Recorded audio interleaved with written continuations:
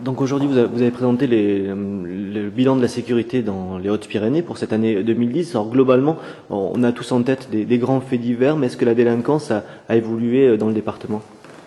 Écoutez, le bilan en 2010 est un bon bilan, avec notamment l'atteinte des objectifs qui étaient importants parce que fortement ressentis en 2009. Je pense aux atteintes aux biens et au cambriolage en particulier, qui ont baissé sur le département de plus de 8%. Donc c'est une très bonne évolution de lutte contre ce type de délinquance. Les atteintes à l'intégrité physique ont fortement baissé pour ce qui concerne les violences crapuleuses. Elles sont en légère augmentation pour les violences non crapuleuses, avec une augmentation notamment des violences intrafamiliales. Alors c'est un phénomène assez général d'ailleurs qui traduit sans doute pour l'essentiel un nouveau comportement dans la relation à l'autre, qui est plus un phénomène d'ailleurs sociologique ou de société, comme on dit, que une approche strictement judiciaire. Car les auteurs de ce type de violence, on a constaté qu'ils étaient rarement connus antérieurement aux faits par les services de police ou de gendarmerie. Donc globalement, on fait en sorte de pousser, c'est l'exécution des différents plans de prévention et de lutte contre la délinquance.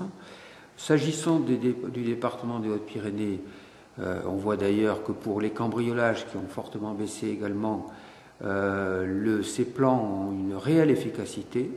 Il faut dire qu'il y a une forte mobilisation et un engagement tout aussi important des services de police et de gendarmerie à les mener à bien. Je donne instruction que les contacts soient réguliers. Je pense par exemple au plan de lutte contre les vols par ruse dont sont victimes la plupart du temps les seniors, c'est-à-dire les personnes âgées. Il y a eu près de 1000 personnes âgées depuis le 28 juin dernier qui ont été sensibilisées sur les problématiques de vol par ruse. C'est un plan que l'on va encore renforcer en 2011. Je souhaite que les services de police et de gendarmerie aillent au plus près des personnes âgées, y compris d'ailleurs dans les maisons de retraite, pour leur expliquer avec quelle facilité les délinquants utilisent leur vulnérabilité pour commettre des vols parfois dont le préjudice est important, puisque vous savez que les personnes âgées souvent ont beaucoup d'économies auprès d'elles et les préjudices sont parfois importants. Donc, vous voyez, ce sont des actions, je pense également au plan de lutte contre la toxicomanie. J'ai mis en valeur l'action tout à l'heure de l'action de l'éducation nationale et de l'inspecteur d'académie. Désormais, on a des diagnostics qui ont été établis dans chacun des établissements du secondaire, qu'il s'agisse de lycée ou de collège.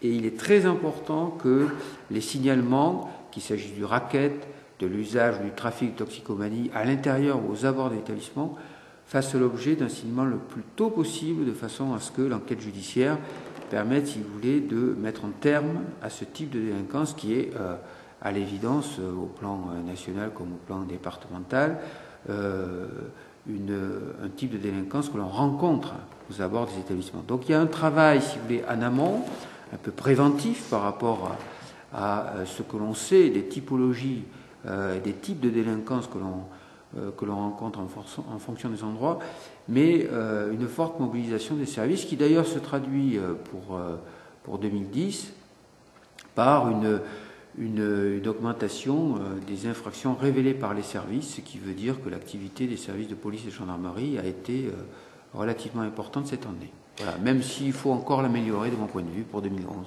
Vous avez mis aussi en avant l'importance des témoignages pour lancer une enquête, pour aussi prévenir les actes frauduleux. Ça, c'est un constat que l'on fait de plus en plus souvent, qu'il n'y a pratiquement jamais de témoins au sein de violences lorsqu'elles ont été constatées ensuite par les services de police et de gendarmerie ou tout simplement dans la commission des infractions pénales.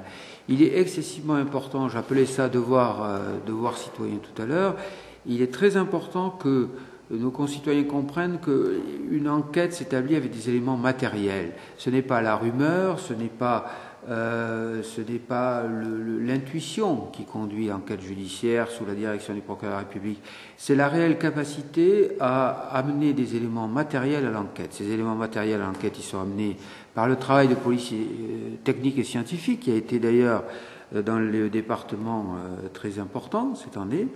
On voit que de plus en plus d'affaires sortent grâce au travail de police technique et scientifique, et également grâce à la vidéosurveillance que nous encourageons beaucoup sur le département, notamment sur les quartiers particulièrement sensibles, comme on dit, mais ça n'enlève pas l'intérêt, au contraire, car on a besoin de convergence pour établir les éléments matériels de l'infraction. Ça n'enlève rien à l'intérêt du témoignage et du devoir citoyen qui s'attache à ce témoignage de la part des personnes, des résidents qui vivent à côté ou pas très loin de l'endroit où s'est commis l'infraction. D'autant que souvent, ce sont des victimes potentielles, puisque habitant le quartier ou les abords de l'endroit où on constate les infractions. Donc il est important d'avoir, d'autant qu'il existe le témoignage sous X, par exemple, qui permet de préserver l'anonymat de la personne qui fait état de ce qu'il a vu ou entendu. Et vraiment, on observe d'une façon générale qu'il y a de moins en moins de témoignages. Alors même qu'il y a de plus en plus de rumeurs sur les faits de délinquance. Donc vraiment, il faut avoir ce que j'appelle, et ce que j'ai déjà plusieurs fois cité vous répondant, le devoir citoyen.